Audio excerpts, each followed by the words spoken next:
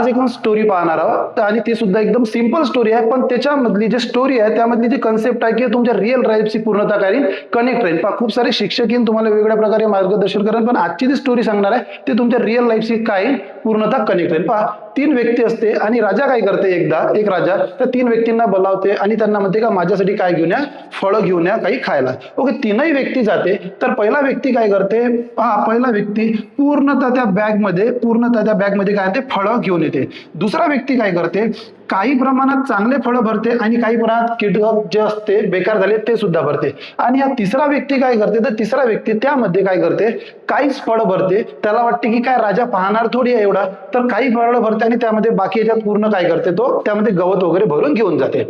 जसंही ते राज दरबारात मध्ये जाते तर लगेच राजा त्यांना काय म्हणते, या तिघांना काय करा म्हणते, तुम्ही यांना जेलामध्ये ठेवा म्हणते, तुरुंगामध्ये ठेवा. किती डेज साठी, 20 डेज साठी यांना कशामध्ये टाका म्हणते, तुरुंगामध्ये टाका. आता तुरुंगामध्ये टाकल्यानंतर पहा स्टुडंट, या ठिकाणी काय झालाय की जो पहिला व्यक्ती होता त्याच्याजवळ त्यांना काय केलं, पूर्ण पिशवी भरून आणले होते जे फळं, ते चांगले होते, म्हणजे त्याचे पूर्ण 20 दिवस कसे गेले, चांगले गेले.